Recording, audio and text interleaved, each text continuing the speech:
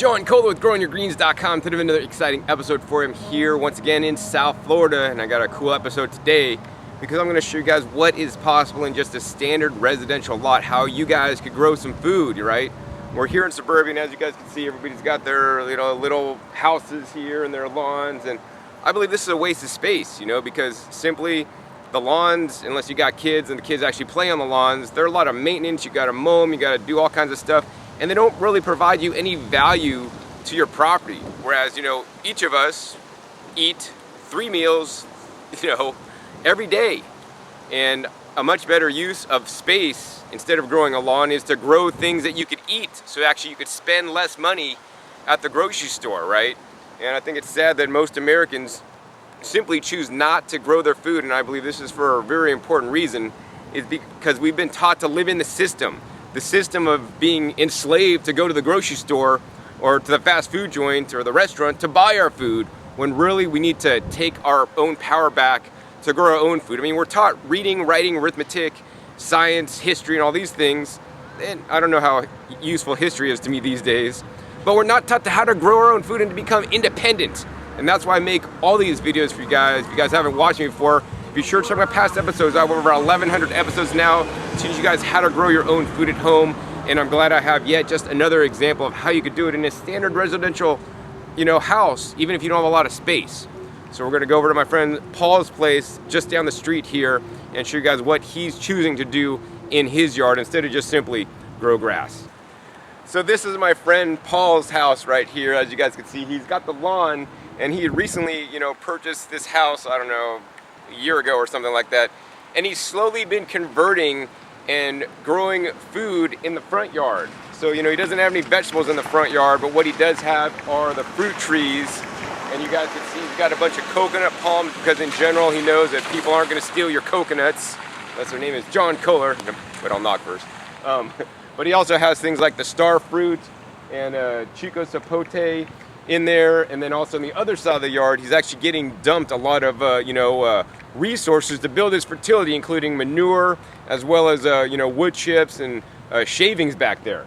So this is what he's doing in his front yard. Now, fortunately, this area does not have an HOA, or homeowners association. So if you guys are looking to buy a house, if you're currently renting, you're gonna look to buy a house, trust me. There's reasons to get an HOA and there's reasons not to get an HOA. And if you're a gardener and you want to grow your food, that's a big reason not to get an HOA. And I think most HOAs are a pain in the butt, and buy a house that doesn't have an HOA. And also, if you're going to be buying a new house, get one with a large lot. So a smaller house, which this is just a 2-bedroom, 1-bath, but it has a nice large lot, especially the backyard. And he's choosing to grow most of the food actually in the backyard instead of the front yard. I think that's a wise decision, because passerbys, might steal your food, mess with your food, take your food. And so he's just growing a few things in the front. So anyways, what I want to do next is actually show you guys the pile that he's getting for free to build his garden. And then we're going to head into the backyard for the grand finale and show you what he's really growing in the backyard. It's a lot of stuff. So as you guys can see in Paul's yard, he's got a big dump load of manure mixed with wood shavings. And basically he got this for free because, places that have animals and create manure, to them it's just shit and they want to get rid of it. So Paul's gotten a lot of that stuff to actually build and enrich his soil here. And the soil here in South Florida, if you guys don't know, is like sand. So you need all the organic matter you guys could get. Now the question arises, is manure the best thing to use? And I know, if you ask somebody, off the street, like, that don't know anything about gardening, how do you add nutrients to the garden? I bet 9 out of 10, I haven't done this before, will say manure, because that's what traditionally is thought of as how to bring fertility to an organic garden. Now I want to encourage you guys to think beyond manure. Manure is a waste product from the animal industry that you need to use, and I don't know how these animals were fed, if they're fed GMO corn or soy, or if they're fed antibiotics, and animals are biologic accumulators. So that means if they're getting toxins and heavy metals in the food that they're eating, then that's going to end up in the manure, which then you're adding to your soil. If they've eaten grains or hay or things that have been sprayed with pesticides, or more importantly, herbicides, that may go through the cow unprocessed and be active at the time it comes out. So then the manure you're getting, you spread in your garden, could kill your garden. And this has happened before. So that's why I'm pretty cautious, you know, against using animal manures unless you know the source. If it's your own animals, great.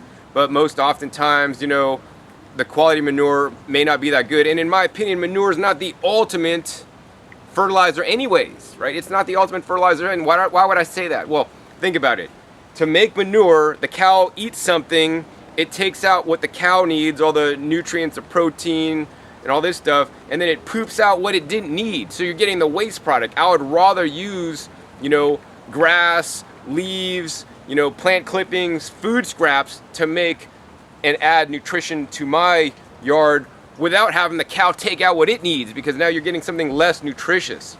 In addition, something else that I'd rather use are the wood chips, which I'll be talking about in a little bit. So yeah, he's got a lot of manure here, and this is what he's using. And hey, I want to support any way people could grow food, and if free manure allows you to grow food where you wouldn't otherwise been able, and you have limited resources, do it. But I want to let you guys know that, you know, in my opinion, there are some better resources that you guys can use. Luckily, this, manure looks pretty good because it's actually been mixed with the wood chips, which adds the carbon source. And it's been sitting around and hanging out a while, so it's basically been composted a little bit, maybe not fully composted. And I think that's good, because if you do get manure, you want to get a composted manure, you know, top and foremost, because number one, it won't stink. So I'm glad that this stuff doesn't stink. And over in this area, he's got like a nice big mulberry tree, and he's going to plant another fruit tree over here once he gets this big pile of shit out of his yard. All right, so now I'm going to go ahead and head into the backyard. And if you guys have a backyard, this is where I would encourage you guys, you know, more so than your front yard, to grow food if you get good sun in your backyard. You know, overall I like backyards because it's more private, it's easier accessible in general to your kitchen, which usually is out the back door, so you could access your food easier, and people aren't gonna be stealing your food.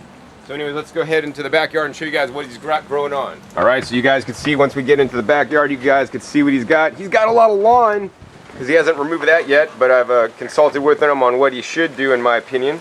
And I'll tell you guys what I would do if this is my place. But he's planted basically fruit trees all around the perimeter of the lawn near the fence, probably about maybe 3 feet away from the fence, and he spaced them out probably about every 6 feet or so in between. And he's dug nice large holes and filled it with compost and rich soil and whatnot. And he's basically got this around the border of his whole property. So he's got fruit trees all the way around.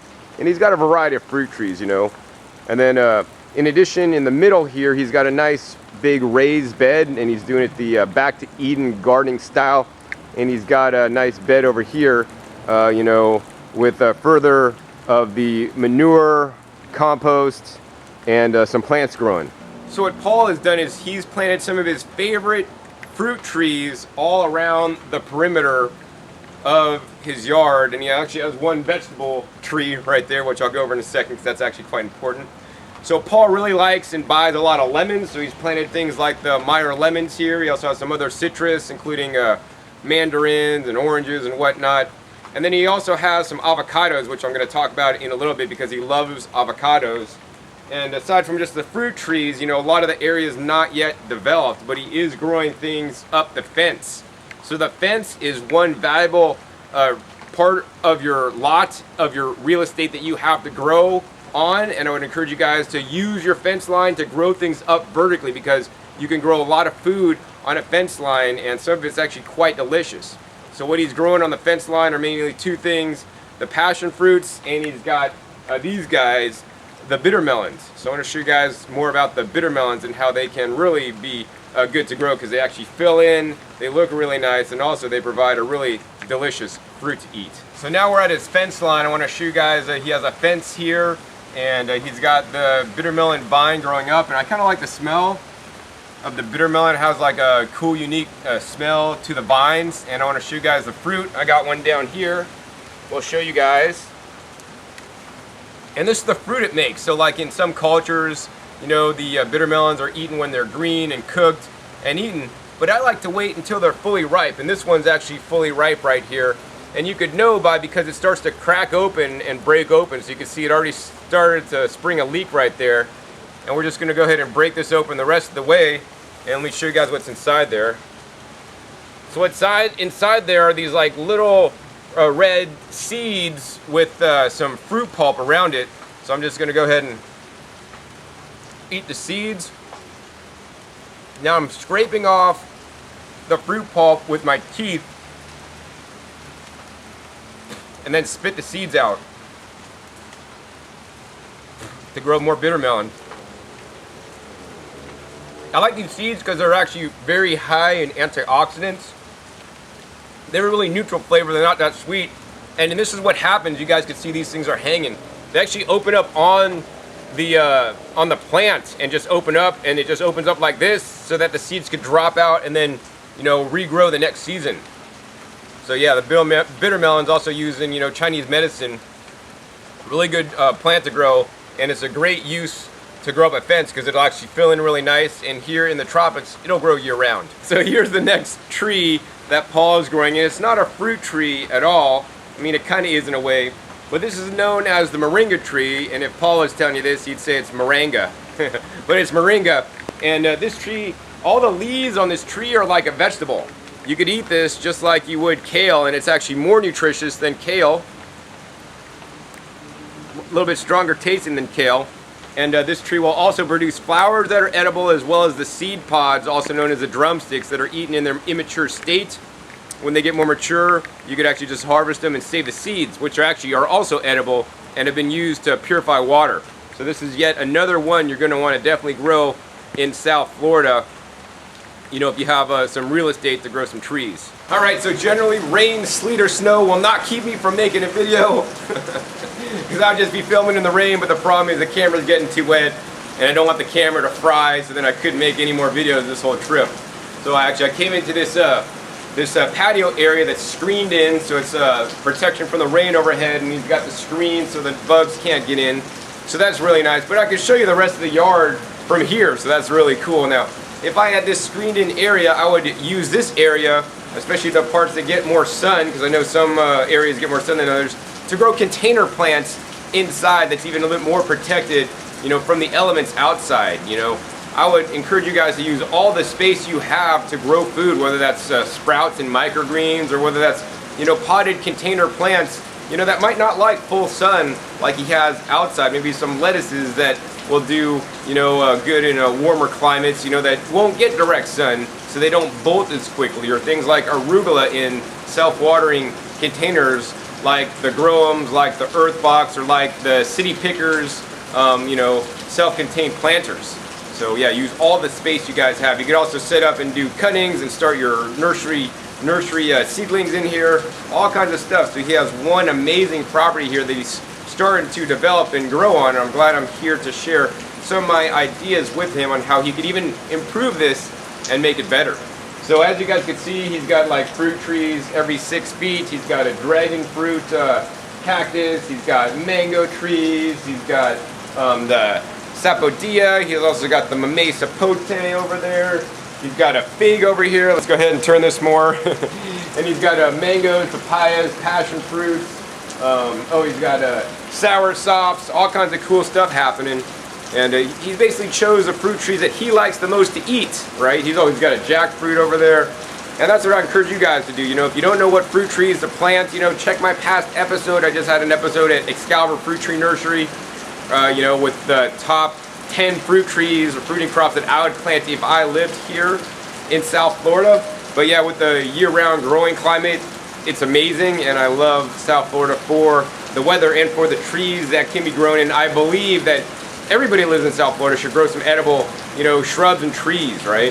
So what I want to get into next is actually just the massive, large raised bed garden Paul has right here. Let me see if I can get a close-up to show you guys better while still remaining out of the rain. So over in this area, Paul has a big, I don't know, like 20-foot by 20-foot raised bed garden. Now this is a raised bed garden without any sides, so he's basically just mounted up the soil on top of newspaper, which is on top of the grass, and then he's planted all the different crops in there, including things like the collard greens. He's got some beans, he's got some lettuce, he's got some eggplants, and all kinds of different stuff. And it looks like to me that the collard greens are doing the best. Now this is done in the Back to Eden style of garden, where it's just literally growing in 100% the wood shavings and manure that he got delivered. And so far so good. To me, some things look like they're growing better than others. Of course, I think, as I mentioned, the collard greens are growing really well. And it's going to be fun to see what exactly happens. Now, if this was my backyard, I personally probably wouldn't enclose such a large area to have one big, large bed. I would make multiple smaller beds, because the thing for me is that, especially when it's raining this hard, I don't want to be stepping in shit and get all muddy and all this stuff, right?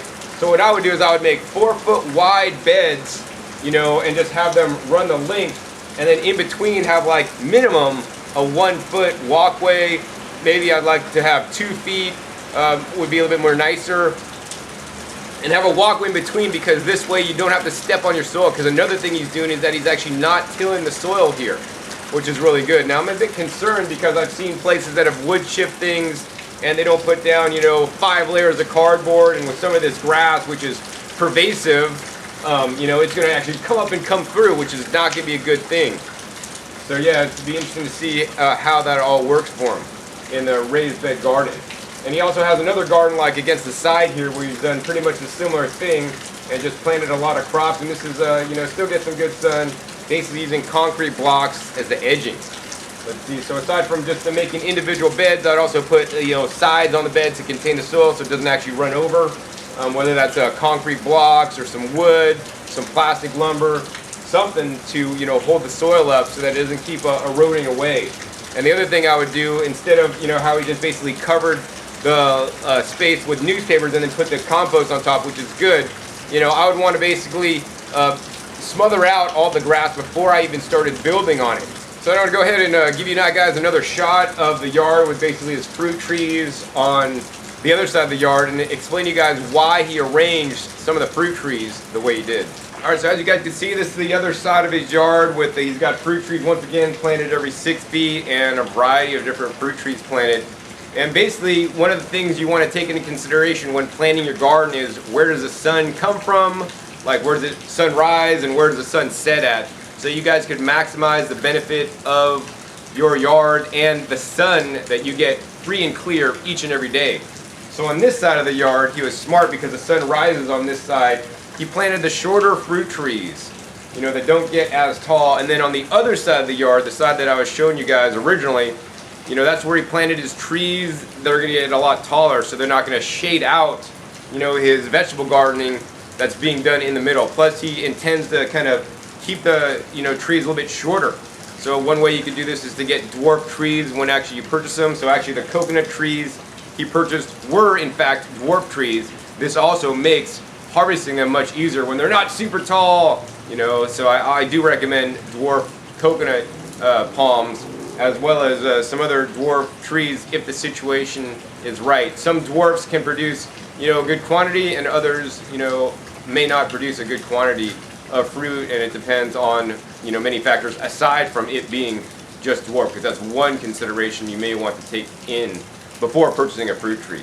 Now, the other thing I want to talk about real quick, because I can't really go out there still because it's pretty raining pretty hard and I don't want to get the camera too wet, is that I want to talk about the avocado. Now, he has 4 different avocado trees on the property, and if you just go to your local nursery and buy avocado, you might, have a limited selection. It might just be like, oh, this is an avocado tree, and it might say the variety. But he's actually gone through the trouble and the research to find out 4 particular unique varieties or cultivars of avocado that fruit in different seasons of the year, because every avocado, a lot of avocados will fruit in this season of the year, and if you get 1 tree or even 3 trees of the same type, you're going to have a lot of fruit one time during the year. But what about all the other months? Paul likes to eat avocados regularly. So he has avocados that will produce in the summer, he has avocado that will produce in the winter, he has an avocado that will produce in the fall, and he has an avocado that will produce in the spring. So basically every season of the year, he's going to be good on avocados. And this is another factor you will want to take into consideration when buying your fruit trees, right? If you want to eat off your property year-round, don't just get all mango trees that fruit in the summertime. You're going to want to ensure you get some fruit trees that you can also harvest during the winter, when most fruit trees are actually not in season. So good fruit trees for this time of year would be like the black sapote. Of course, the things like the papaya and bananas would also be good, and Paul has bananas and papayas as well. But really try to focus on the winter months, when things are a little bit cooler and there's not much else in. Also citrus. another good thing to plant for this time of year. All right, so it stopped raining a little bit, so I thought I'd come back out and show you guys more things that Paul's doing in his yard that I think is really cool and that you guys should know about. One of the things is he has basically a clothes drying rack here. You can see the rack here that actually was not being used, so he decided to use it instead as a trellis and to grow the passion fruit up it. So he's growing the passion fruit and it's basically taken over the top, and I guess it is getting a little bit heavy, so it's weighting down some of the string on there. And so he probably needs to just like erect it and reinforce it, maybe even put some wire up there so that could grow on top. And then maybe next time I come out and visit Paul, I could come out and there'll be like all these passion fruits hanging. So if you do grow the passion fruit, I want to encourage you guys to grow different varieties of passion fruit. Paul, I think, is growing like 3, maybe 4 different varieties of passion fruit here, including like the large passion fruit and the different, like the yellow and the purple passion fruit. And I want to encourage you guys to seek out and find the Jamaican lilikoi or Jamaican passion fruit, also the orange one. It's a little bit fuzzy orange. That is the sweetest tasting passion fruit you will find. It's definitely one of my favorite plants. Let's go ahead and go over to another area of the yard to show you guys what Paul's doing. So another thing Paul is doing, aside from getting the free manure, is Paul is making his own compost, and I want to encourage you guys to make your own compost too, because compost happens, and this is how you're going to enrich and bring fertility to your soil, literally for free or cheap, by just using food scraps you have, leaves that have dried up, neighbors, leaves when they put them out to take them away. Any kind of organic matter you can use, including like I shred up, brown paper bags, and put those into my compost to add fertility to my soil. So I think everybody out there should be composting. So now I want to share with you guys how Paul is irrigating all his fruit trees, and it's simply a hose bib timer here. He has his regular hose right here that he could water his plants and his trees with, but he also set up just a little inexpensive timer with this hose here to water all his fruit trees. And I want to encourage you guys to set up an irrigation system, especially if you're busy like Paul and you travel and you have a family and all this stuff. You don't have to come out and water each and every day. I mean, especially in hot, dry climates, this can be imperative. When it doesn't rain a lot. I'm here sitting in the rain, but it's good that Paul has the water timer set up so that no matter where he is in the world, his trees are going to get watered and they're going to be growing without his input. And I know some of you guys might be scared. John, I don't know how to do the irrigation.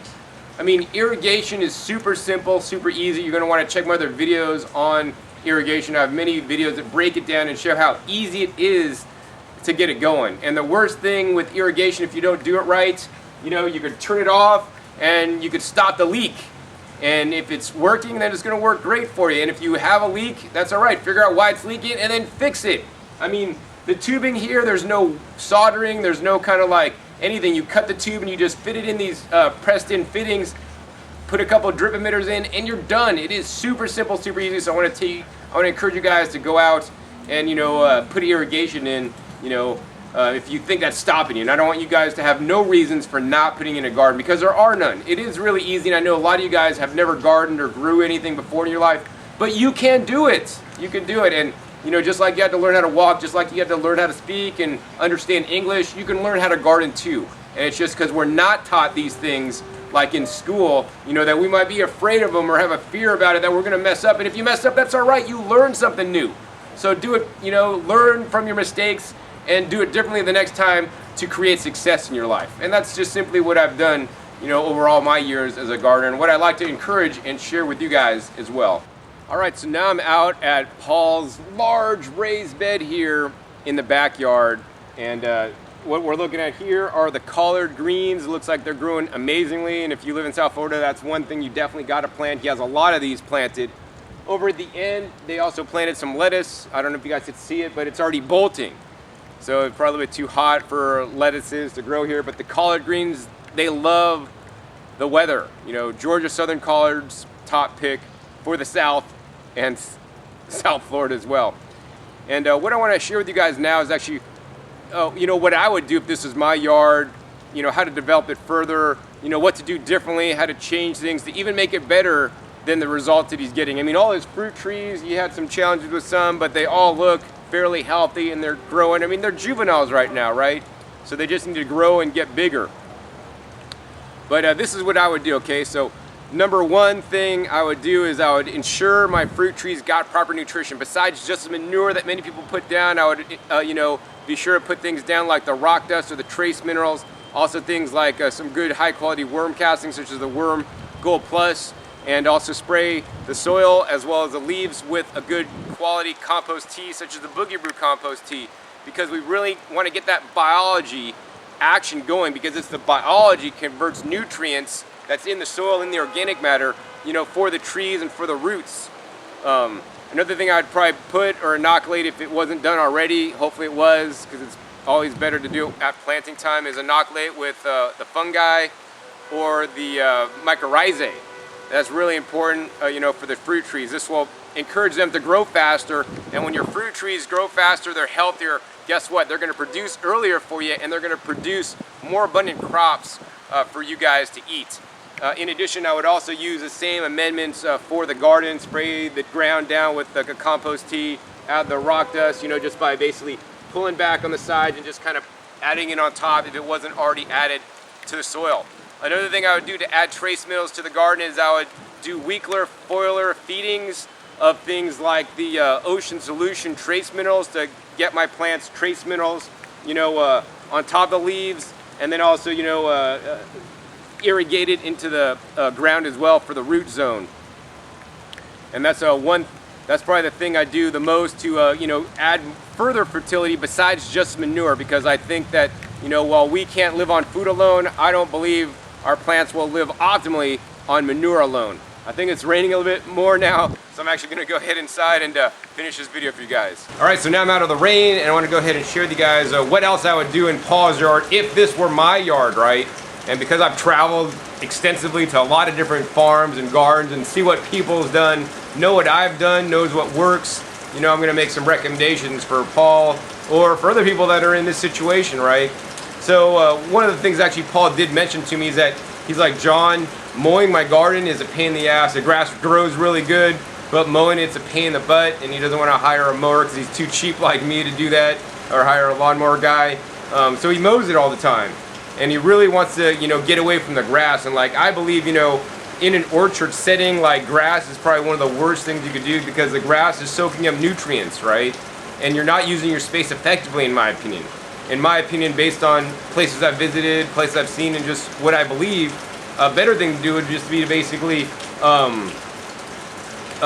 smother out the grass and then cardboard sheet mulch with a bunch of cardboard, and then plaster on the wood chips, inoculate the wood chips with rock dust and mycelium spores, King Stropharia, and basically let them go to town. So what you could do in this whole yard, instead of just in the small composters that I showed you guys, is you could create your own compost on a massive, large scale by just having wood chips on your ground covering everything, right? Just by putting a layer of wood chips 8 inches, deep over the whole yard. Now all the wood chips everywhere degrading slowly over time, and come back in about 2 years, you're gonna dig up the wood chips that you had planted, maybe in this environment because it rains so much and humid, and it's hot. It's gonna take even less time, and you're gonna come back and have some really rich, dark, black, deep soil. I mean, this stuff, in my opinion, far outweighs the nutritive value to the soil to build your microbial and fungal populations in the soil than just simply bring in some half-rotted manures. So I would basically, how I would do this is I would take like big things of black plastic, right? Like fairly thick, so you could reuse this stuff. Try to get one that's actually UV treated. So if you go down to like Home Depot in the paint section, you get the black plastic they use for painting. That stuff's not UV treated, and it's gonna break down really fast in the UV, and then getting plastic flecks out of everything is a pain in the butt. So make sure you get one that's UV protected, from like a landscape supply company, one that's designed to do just this. You're gonna lay it all over the ground, maybe like a 10-foot by 10-foot section, or however much plastic you wanna get, and lay it over, and then put some concrete blocks on it or some rocks to hold it down, and keep it on there for a couple, 3 weeks, maybe a month, and look under it every once in a while. And you want to make sure when you lift it up, everything is completely kaput. It's gone, it's no longer alive, there's no sign of life, there's no greenness. Once you get to that point, then cover up that particular area with, cardboard. And I'd do a couple layers, minimum 2 to 3 layers of cardboard thick, and then pile on 100% wood chips on the top, and the wood chips with the rock dust, and also, you know, you could start it off with some mycelium, King Stropharia, like I mentioned before. And then basically you'll start doing areas. You'll do a 10 foot by 10 foot section, move down to another 10 foot by 10 foot section, move down to another 10 foot by 10 foot section, and then you'd have the whole yard wood chipped. And what this will do is, number one, this is going to prevent you, or prevent Paul, from having to mow anymore. And number two, it's going to be a nice surface to walk on. And number three, the whole area now is being used for composting. And this is how nature would work. In the forest, you know, the trees fall, the leaves drop, it composts everywhere on the ground and continues to make more organic matter. And especially here in Florida, you need to add organic matter back into this literally sand. And so that's what the wood chips will provide over the whole space. So the other thing I would do is actually I would start making a formal plan of the backyard. He's laid it out fairly well. He's done a good job. All the trees are spaced out appropriately, you know, with the fence line. He's got, you know, different passion fruits growing up, maybe every 16 feet up the fence line. That's going to fill in really nice. I'd basically take a piece of paper, and then I would draw on the piece of paper, like, you know, where the fruit tree is planted, and then maybe like a circle around the fruit tree is where the leaf size will be. You know, so then between those areas, then I would actually do raised bed gardens to maximize the use of my sunlight. You know, probably the long direction, running this direction in the yard. So that, you know, and then plant the shorter things on this side of the yard, the taller things on that side of the yard, you know, so my things that got tall on this side wouldn't block the sun from getting the other side. And I would basically build them 4 feet wide and however long I could get away with. And you could do shorter ones and have multiple ones, so you could have more walkways if you wanted, but I would just do them as long as possible.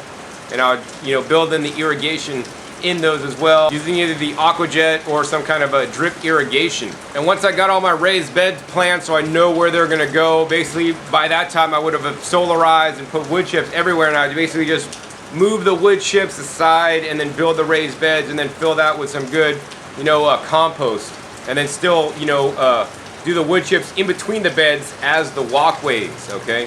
The other thing I do is, as the fruit trees are really young now, you can use this opportunity to plant around the bases of them, not too close to the base, but around maybe the tree line where the limbs will be hanging out, right? The areas that you put the circles on the expected growth, because until they're big and full and mature, this is more space. You could actually be growing more food.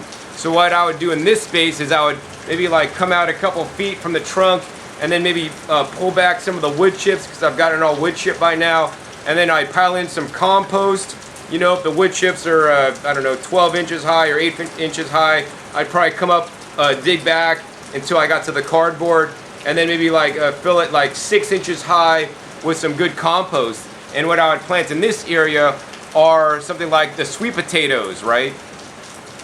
I would plant sweet potato vine in the ground, then cover up maybe like the top layer just with some wood chips so that it all matched everything. Then you just see wood chips everywhere. But you're planting the sweet potatoes not in undecomposed wood chips, but you're planting them in compost in an area maybe like about, I don't know, maybe come out like a couple feet in either direction from that center point where you're planting the sweet potatoes, so that they'll have a place to grow. And if they want to grow down into the ground or into the wood chips, they'll figure it out, but at least they have a nice solid base, you know, to grow into and to extract nutrition from. And then now he's going to have wood chips decomposing, and then he's going to have basically sweet potato vine encompassing all the way around, so it's going to look really cool. And then also he's growing one of the most valuable, you know, food sources, which is a starch.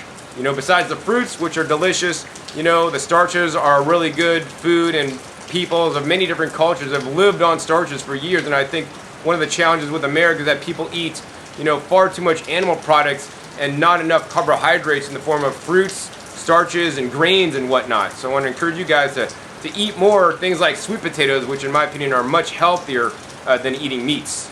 So another thing I personally would do with this backyard is I would personally focus on growing more perennial vegetables. Now he has an annual vegetable garden there that I showed you guys, and he does have like you know, moringa, which is a perennial vegetable because it just grows on a tree year round. I would focus on growing other perennial vegetables here on the property. Things like the katuk that I featured in the last episode. You know, between the fruit trees, I might plant katuk bushes, or actually I'd have a katuk hedge in the front of my property to keep people out, but to grow some edible food.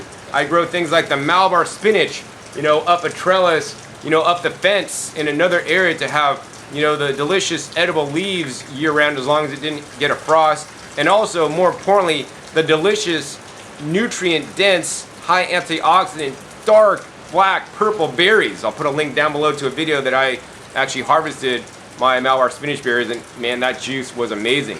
Another thing I might grow if I had enough space and I want to dedicate some space to it is, of course, I grow my own sugarcane here in South Florida. That's another thing that's very valuable to me. I'd get a sugarcane juicer. He does have enough space, and I would use some of the non-desirable space, that's maybe shaded out or maybe not the best growing conditions for a tree or for a vegetable garden, to grow some sugarcane, maybe off in the front yard. Maybe actually I'd probably grow sugarcane as like a windbreak in between me and my neighbor's house. Instead of a fence, I just have sugarcane planted every couple of feet to make like a fence, and then it would actually grow edible food. I think that's a really good use. And oh yeah, and other edible perennial crops that you could grow, things like the Okinawan spinach. I'd grow Okinawan spinach. That kind of grows as a vine. I'd have areas of Okinawan spinach growing. I'd also have maybe like the chaya tree, which is a tree that has greens that are edible that you cook.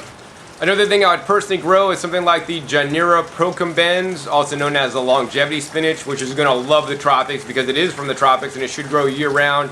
As well as I'd grow things like the cranberry hibiscus, which is really good to grow too. It's going to do great here year-round and also always provide you with leaves. I mean, I think perennial vegetables in this day and age are just far not planted enough in South Florida. And if you want to learn more about perennial vegetables, check the link down below to my video where I went and toured Echo in Fort Myers. They probably have the largest selection of perennial vegetables of any place that I'm aware of in South Florida. When I find a new place that has more or that even offers them, I will let you guys know about it for sure. Another tree that I would grow also that's a perennial tree is called Bele.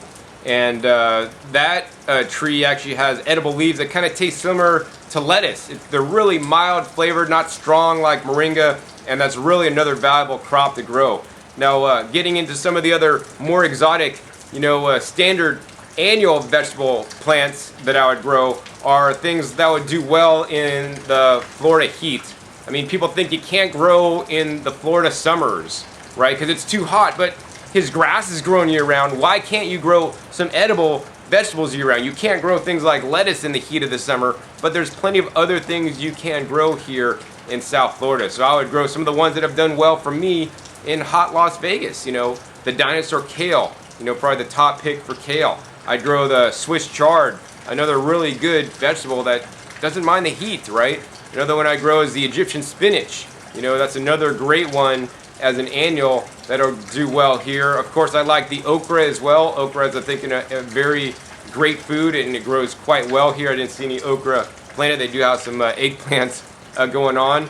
And, another thing that I would grow is actually one of my favorites, the ashitaba.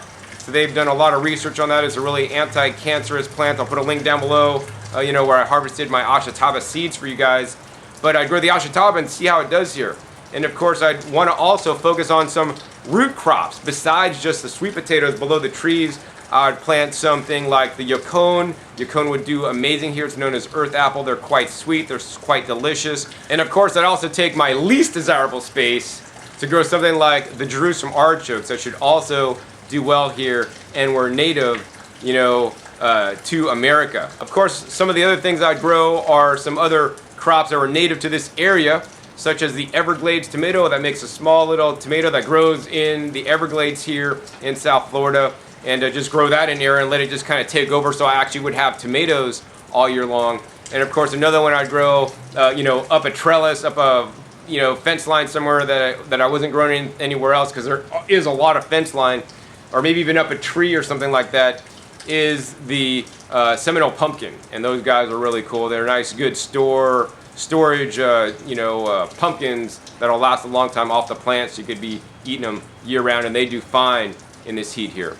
So the next thing I'd like to do in this episode, after I've made all my recommendations that I could think of for now, is actually I'd like to interview Paul for you guys, because I really enjoy interviewing, my friends and other farmers and people that are growing food, to let you guys know why they're growing and how passionate they are about growing their own food, because this is something to me that's super important, and I'm glad it's important to other people too. I mean, this is evident by the number of subscribers I have on my YouTube channel, which is probably over 260,000 people now, which is totally insane, and my videos have been viewed over 37 million times on this YouTube channel. So people really want this information, and I believe this information needs to be available more than just on my YouTube channel, but through every school and university. We need to be taught why and how to grow our own food. So let's go ahead and interview Paul Nissan next. So now I'm here with Paul Nissan, and he's the homeowner here that's decided to do this with his property. I think this is an excellent use of the space, and I want to ask him a few questions today.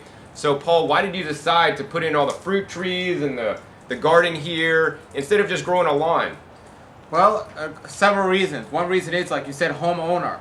And I come to the conclusion that I'm not really the owner of this. This is our creator just lending me this land, and I want to take care of it as well as possible and use it the most useful way. And he's given us the fruits and vegetables for our bodies if we grow them, and he's given us the knowledge and the wisdom to grow them, and he's blessed me with the opportunity to have this plot of land to do something with it. So physically I want to take care of myself best as possible, and I just know you cannot buy fruits and vegetables anymore that have all the nutrients in them. And I see you grow your fruits and vegetables, and people that grow it, they're getting more nutrients in their food that they just can't even buy. So when you take all that into consideration, I wanted to treat the land like it should be treated, and I also want to treat my body the way it should be treated. Wow, I think that's an excellent reason. I mean, as Paul mentioned, some of the studies I've seen on just store-bought fruits and vegetables, primary agriculture is really concerned with like 3 main minerals, and Paul's adding a ton here through the various means that he does. And that's what I encourage you guys to use, like the trace minerals, things such as the rock dust and the ocean solution, to grow higher quality food than money can buy. Because if you're buying your food in the store, you're supporting big industry, and big industry is not there to support nature, health, or anything. They're just there to support their pocketbooks. So Paul, I know you have a family also. You have 2 young cute girls that I met earlier, and a wife. And how important is it that you're growing a garden for your family, to let your kids know about real food? Well, to let them know about just nature and creation and how things just live and grow is really important, and there's so many lessons they can get out of that. And when you just think about, I don't believe, and even from a health food store, it's possible to get the nutrients our body needs from store-bought food. If it is even possible anymore, because man has destroyed what our Creator gave us. He destroyed the seeds, the soil, and everything else. If it is possible at all, the only way it'll be possible is if we grow it ourselves. And so if somebody's living on 100% store-bought produce, they're missing something. And I don't want to miss these things. I do take supplements because I know I don't have gardens like you right now. But one day I hope to do have that. So I can grow even my supplements. But it's important for the health of my family and for my physical health and just the health of everyone. Because when they see this, and that they would get a lesson and say, we could do this also. Right, yeah, that's why I make these videos, to show you guys what other people are doing so you could be inspired. Because if Paul is doing this here in South Florida, which many people complain, I can't grow anything in South Florida. Met gardeners the other day that said they can't grow anything, But it's easy if you do it properly, right? And I do also want to say, just because you're growing your own food doesn't mean it's going to be the highest quality food. It's likely to be higher quality in the store, but I want to ensure you guys do the specific practices it takes to, grow higher quality food. And that's basically through a few things, through the biology. So like I recommended to Paul doing the wood chips and creating, good biology, fungal and bacterial biology, and then also through the trace minerals, which, a lot of people, may not believe in, but I believe it's critical. And, if you're using compost and things generated from, standard industrial agriculture, people's yards that are being grown with chemical fertilizers, there's going to be a limited nutrient spectrum inside the things that you're actually bringing into your yard to enrich it. Whereas, I believe we want to add 70 to 90 different trace minerals, into the soil. So Paul, another thing I wanted to ask you about today is, I know you selected many different fruit trees, and why did you pick some of the ones you did and not others, and what is your favorite fruit tree you're growing? Well, I want to say, and this will answer your question, is most people, they buy a house, and the yard that comes along with it is like their benefit. To me, I actually was looking for a yard, and the house was the benefit. That was my goal, really, and I wanted this land to do this. So why I planted what I planted was how I could most efficiently get the most out of the food. So if I would have just planted all mango trees of one variety, it would have been too much to eat at that time of year. So I planted 4 different mango trees, and they each are in season at a different time. Same thing, avocados is something I eat a lot. But if I would just planted one variety of avocado, even more than one tree, it would have been too much at one time. So I planted 4 avocados strategically, so each season I'll have avocados. And then I started to look at some of my favorite exotic fruits, and I planted a lot of those because I will overeat those. And but for the most part, I strategically planted. I just didn't plant fruit. You know, I love coconuts, and I know it's going to take a long time to get to coconuts, but I'm going to get hundreds of coconuts off those trees. And I put those in the front of the house because I didn't want, there are other fruits that are more valuable that people might actually steal. And coconuts are quite common here in South Florida, so I put those in the front of the house. I put my more prized fruits in the back of the house. And I didn't plant things that I didn't like the taste or I know I wouldn't eat. There are a couple of things like a mulberry and even a cherry that I planted. And it's okay, it's more of a fun food for the kids and even for me, but really making a meal of the food, the avocados and the lemons and things like this. Lemons are another one. I got 3 lemon trees and oranges. But lemons I use a lot, and I looked at the cost of food as well. Yeah. So lemons cost quite a bit of money, especially organic lemons. So that's why I did that. And I'm here in South Florida, and I know fruit trees grow really well because I've done it. You know, the gardening, 6 months out of the year, you definitely can do it. And the rest of the year, you can find ways to do it as well. So I'm excited. I'm encouraged by your videos. And this is the first time I'm taking on something this big, but it's exciting. Yeah, no, it's awesome, man. And I want to encourage you, you know, just like Paul, be smart about what you're planting. I mean, it's not too bad to plant, you know, vegetables that you may not like or plant them haphazardly just because that's what's available at the store. But if you plant fruit trees are an investment. I mean, the fig tree here is going to last over 100 years, right? It's going to be here for a long time, and you're going to have to either live with that fruit or chop it down if you don't like it. So buy fruit trees that you know you're going to like, you've tasted the fruit before, or, you know, or for strategic reasons like Paul has done here. I think that's just super smart and super intelligent. All right, Paul, so the next question I want to ask you is about the bugs. So I know you're growing organically and you're not going to spray toxic pesticides because you got, you know, your kids running around and maybe putting things in their mouth and stuff. And in my opinion, you know, pesticides and herbicides and all these fungicides like chemicals are not good for us. You know, how are you managing here doing organic? Because everybody always says, oh, in Florida you got all kind of bugs. Have you any problems, and what have you done about it? Well, one of the reasons I planted fruit trees first before I planted a garden, the garden came in after the trees, is because it's much easier to grow a tree than it is to grow a garden. However, when you're planting a tree from the beginning, you got to water it a lot, and I didn't have a system put in yet, so I had to hand water all these trees. That was an hour a day. And the bugs, I would get these little white bugs eating the leaves. One day I came out and my salad tree was gone, every leaf was eaten, and I found this little red caterpillar. And my garden guy said, oh, you got to get rid of those.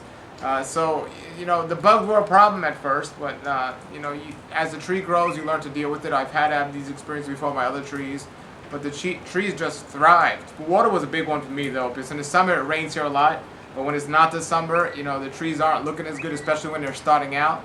So I was like, I wanted to get the water to them and get enough, and that's a big struggle a lot of people have here in South Florida, especially in the winter time, is not watering enough. So I have a neighbor that has trees and another neighbor that has trees, and the neighbor that has trees says he's going to water his trees. I go, but your other neighbor didn't water the trees, and his trees is good. He goes, yeah, did you ever see the quality of the fruit that he gets? So he's watering his trees, and I got that. I'm watering all my trees and taking care of them. Yeah, no, that's real important. Is you know, that's why I showed you guys the irrigation system Paul put in. I believe everybody, you know, whether they have a vegetable garden or fruit trees, should have an irrigation system to ensure your plants get the water they need. Because, you know, I want your guys' trees and vegetables and things you plant to grow to their full genetic potential, like we should also want for us as well. And, you know, by either drowning your trees or not giving them enough water, you know, they're not going to be as healthy. And when they're not as healthy, they're not going to produce as good a quality fruit. They're not going to produce as much of fruit. And they're not going to be as bug or disease or pest resistant. I mean, nature, you know, for eons has had to deal with pests, bugs, and disease and the trees and whatnot.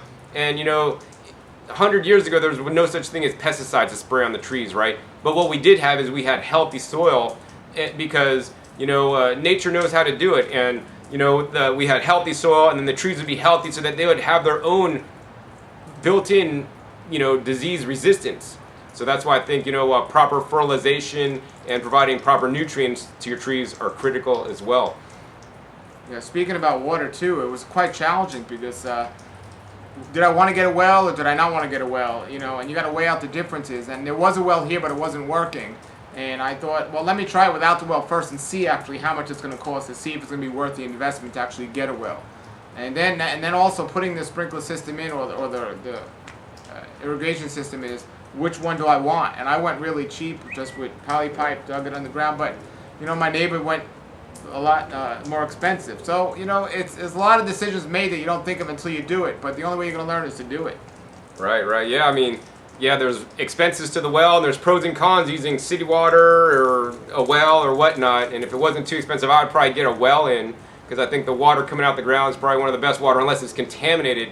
And one of the things that I would personally do, I don't know if Paul's doing it here yet or if he will, is I would actually filter the city water, because city water in general is pretty good quality, but they may be adding things into it, such as the chlorine that may diminish your microbial populations in your soil, which I'm actually working hard to build up. And that's why we don't drink tap water, many people, because they don't want to get the chlorine and the other impurities, and if they're adding fluoride, so we filter it out first. So I would recommend that Paul would get a filter here. So Paul, I know so about the bugs, have you had to spray anything on your trees or your plants or anything like that? The only thing I tried spraying was the Ocean Grown. I see. I sprayed that. They told me what mixture to do, and I sprayed that, and it helped at the time. But there's still a good amount on here, and I'll sometimes go around and get them off there. I see. Yeah. So I mean, Ocean Solution or Ocean Grown is a trace mineral supplementation that I would recommend for you guys. That adds up to 90 different trace minerals, onto the plant. And how that works is not necessarily by killing the bugs, but it basically, provides your plants the nutrients it needs so it can make its own protection. Because when your plant has a limited, diet, it can't make all the plant metabolites that it's supposed to. So, for example, the tomatoes that Paul has planted here, the tomato plant will make over 300 different plant metabolites if it has all the proper building blocks. And people know that we need the proper building blocks. We need protein. Or more specifically, we need actually amino acids, to build our bodies. But plants need all the different trace minerals and, things from the soil. And if they're not there, they're not going to be as healthy as it can be.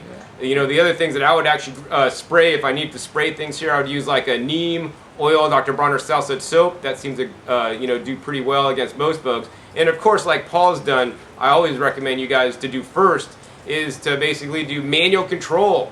So, whether that means walking around to each tree, inspecting the leaves, seeing if you got aphids or whiteflies or little, worms or caterpillars, pick them off and dispose of them and get rid of them, And if you have time to do this, that's great. That's probably the best way to do things, instead of spraying your trees down with things that may have, potential repercussions, to the tree or to the soil or to you, even if they're organic. Some things in high doses may cause imbalances, in my opinion. So it's best to have healthy trees in the first place. And just like us, like Paul had mentioned earlier, he's taking supplementation to ensure his dietary gaps. Well, let's go ahead and supplement our trees with the highest possible nutrition so that, we don't have any dietary gaps and we could live like we're supposed to without having to take supplements, because our food system is devoid of the nutrition that it should have. So Paul, although your garden and your trees and your vegetables, they all look great, and you're the homeowner here, I know you're not going to take any of the credit for all this that we have. So why do you say this? Well, we have a creator who created everything, and he's given us an instruction manual of how to use these things. And most people don't use that instruction manual. It's the Bible. And in there, it's a perfect example of the Garden of Eden. He had the fruit trees, and he had the instructions of the diet for man that would help man thrive the most. And the example was, if we listened to our Creator's instructions, we'd be blessed. And if we didn't listen, we'd be cursed, essentially. And most people are cursed by not having the opportunity to eat these fruits. And it goes on a physical level of getting the produce, because they're not taking the investment they are into their physical and spiritual health. And then it goes on just every single level. If we follow the instructions of our Creator, we will be blessed. Look at your Bible, Genesis 1:29. The food for man is fruits and vegetables. Paul, but I know a lot of people out there, they may be raising chickens and, goats and different things and drinking their meat and eating their milk. I mean, what does the Bible say about this? Because I know a lot of people into homesteading do these very things, and I think, you know, they have a good place in a homestead. But what does the Bible say if we're supposed to listen to the Bible? Well, it's very simple. In the Bible, it says if you live against the guidelines and instructions of the Creator, that is what sin is. But the Bible does say it's okay to eat meat, it's okay to drink milk and do all these things. That was plan B of our Creator. That was plan B. Originally, plan A was eat the fruits and vegetables. So it's allowable in the Bible to eat meat and to drink milk and do all these things. But for me, I'm sticking to plan A. So you're not sinning if you're eating meat and all these things? Well, there's guidelines that come along with it. So there's what's called clean meat or kosher meat. Then there's unclean food, which our Creator calls an abomination. So if you're eating those unclean foods like pork and lobster and things like that, that is a sin according to the Bible, according to God, according to our Creator. However, if you're eating meat according to the guidelines and instructions, the kosher way, it's not a sin. I see. So in your opinion, you know, what if somebody wanted to eat meat, you know, how much meat is healthy or unhealthy to eat? Because, I mean, I know your diet is primarily, you know, fruits and vegetables and plant foods. Well, I eat a vegan diet, and I do know that we all overeat pretty much. We eat way more than we have to. And we eat for pleasure. We eat for way more than just nutrition. The majority of people out there, at least everybody I've ever met.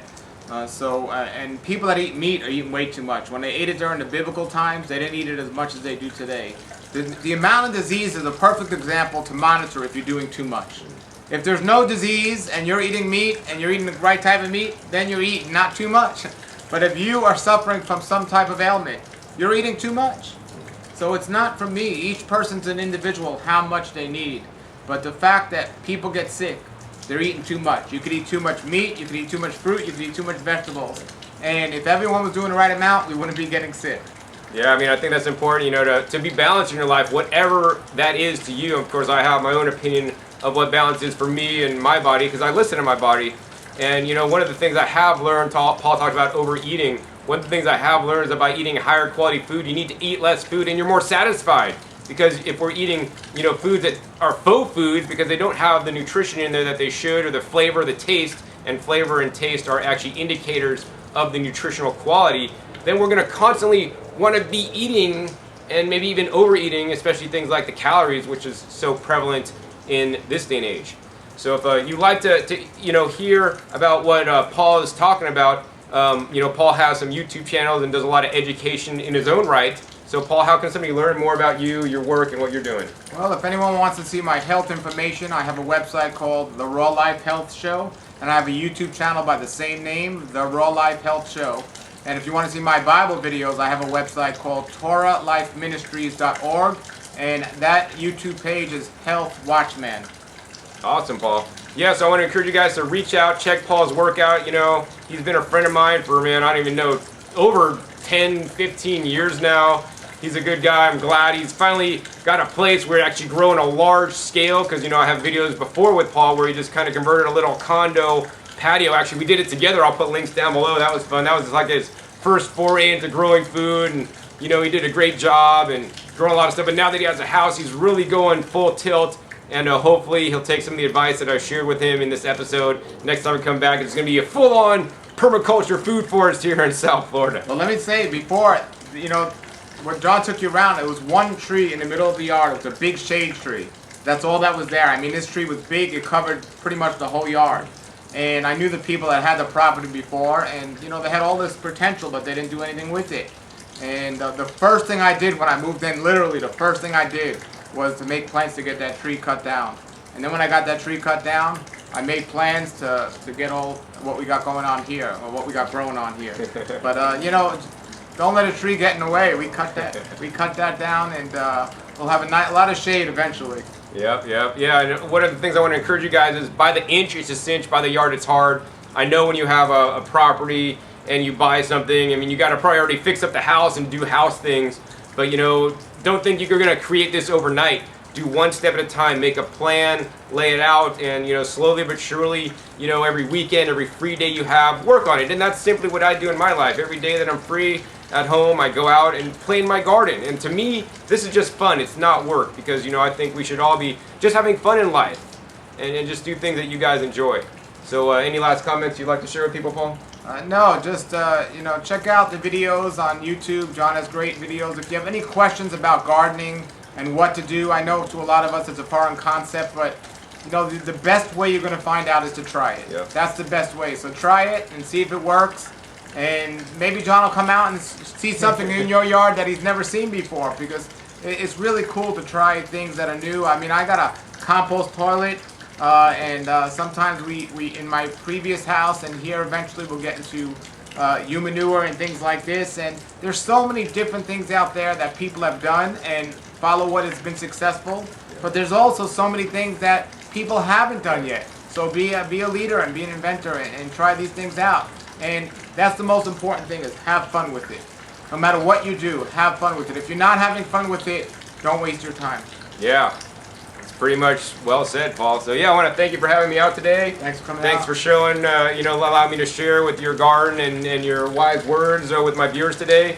And yeah, if you guys enjoyed this video with Paul, hey, please give me a thumbs up. Let me know. I'll be sure to come back and visit Paul next time and share you guys the updates and progress on his place. I know I've had a fun time, and I can't wait until his trees start producing fruit, and I'll be getting to eat some of the fruits of his labor. Also, be sure to check my past episodes. I have over 1,100 episodes now in all aspects of gardening. I have at least over a dozen episodes on South Florida. So if you live here in South Florida, you're going to want to do some of the things that I share with you guys in those videos, because I model and share with you guys what people are doing successfully so that you too can be successfully. And also be sure to click that subscribe button right down below the video to be notified of my new and upcoming episodes. I have episodes coming out about every 3 days. So once again, my name is John Kohler with GrowingYourGreens.com. We'll see you next time. Until then, remember, keep on growing.